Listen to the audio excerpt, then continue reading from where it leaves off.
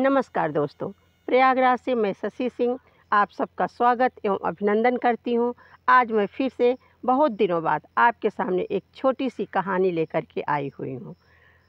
कहानी है एक गांव की, जहाँ पे बहुत से धार्मिक लोग रहते थे। हमेशा भजन कीर्तन पूजा पाठ हुआ करता था। इसी तरह से वहाँ पे एक बार भागवत कथा हो रही थी।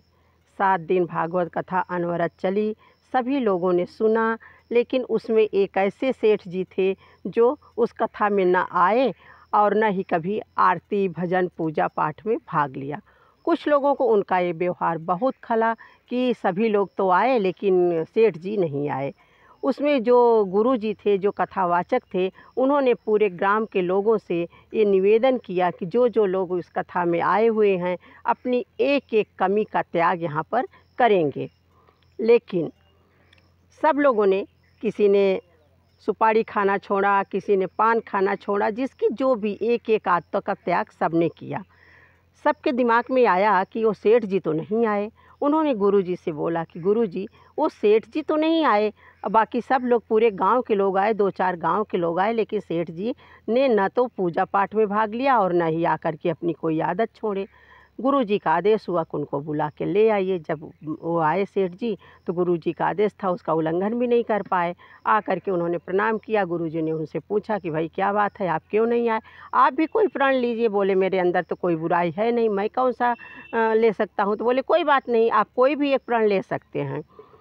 सेठ जी ने कहा ठीक है, मेरे घर के सामने एक कुम्हार रहता है, मैं उसको बिना देखे पानी नहीं पीऊँगा, ये मेरा प्रण हो गया है। आज से मैं अपनी इस एक वचन को लेता हूँ।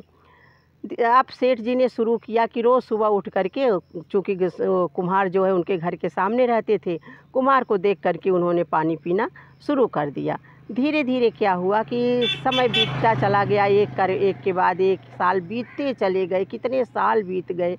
उसके बाद जब 12वां साल आया, इस तरह से करते करते तो कुछ ऐसा काम आया कि सेठ जी को बाहर जाना पड़ा, जहाँ पे वो कुम्हार तो मिलता ना। अब दूसरे दिन उनको कुछ ऐसा हो गया कि उनको रात भी रुकना पड़ा। अब वो सुबह पानी नहीं पी सकते थे, इसलिए वहाँ से तुरंत भागे और आए अपने गांव में और बोले, सब लोगों ने निवेदन किया पानी पियो पानी पियो। घर के लोगों ने नाश्ता पानी खाना दिया, लेकिन उन्होंने कहा नहीं, मैं पानी नहीं पीऊँगा, मैं जब तक उस कुम्हार को न देख लूँ मैं पानी नहीं पीऊँगा। उसके बाद वो गए, जब कुम्हार को नहीं दिखा तो उसके घर में झांकने के लिए गए, वहाँ भी नहीं था। उसकी बीवी से पूछा तो उसने कहा कि कुम्हार जो है मिट्टी लेने के लिए पहाड़ पे गया है, क्योंकि वो मिट्टी के बर्तन बनाता था। सेठ जी चल दिए उस पहाड़ पे। अब जब कुम्हार वहाँ पे पहाड़ी पे चढ़ करके मिट्टी खोद रहा था, तो उसको एक घड़ा मिला खोदते खोदते। तो उस घड़े को जब उसने टन टन की आवाज़ हुई, उसने जब खोद के निकाला तो उसमें मोहरें भरी हुई थी। उसी बीच जब वो घड़ा निकाल रहा था, निकाल के रख रहा था, और सेठ जी यहाँ से दौड़ते हाँफते पहुँचे वहाँ पे, किस लिए कि उनको पानी पीना था उसको देख करके। जब वहाँ पहुँचे तो उन्होंने उसको, कुम्हार को, घड़ा रख चुका था, तो सेठ जी ने कुम्हार को देख के बड़े संतोष की सांस लिया और बोले देख लिया देख लिया। कुम्हार ने सोचा कि सेठ जी ने घड़ा देख लिया, लेकिन ऐसा नहीं था। सेठ जी ने कुम्हार को देखा था। कुम्हार दौड़ के आया, सेठ जी के पैरों में पड़ गया और बोला सेठ जी किसी से कहिएगा नहीं।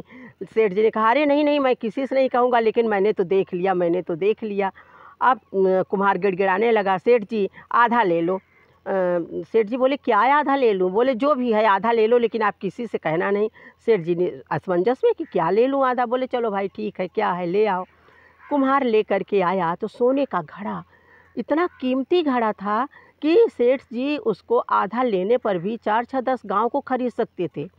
सेठ जी बंटवारा हो गया, कुम्हार अपने घर गया, सेठ जी अपने घर आए, फपक फपक के रोने लगे भगवान की मूर्ति के सामने बैठ कर के।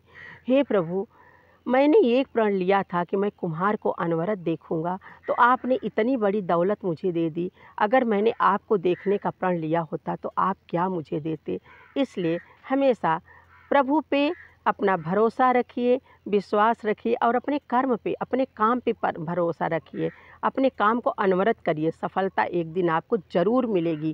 कैसे भी हो, एक दिन में सफलता नहीं मिलती है, लेकिन एक दिन ज़रूर मिलती है, जैसे उस बनिया और कुम्हार को मिली। अगर कहानी अच्छी लगी हो तो अपना लाइक कमेंट ज़रूर करिएगा, हमें बताइएगा कि आपको ये कहानी कैसी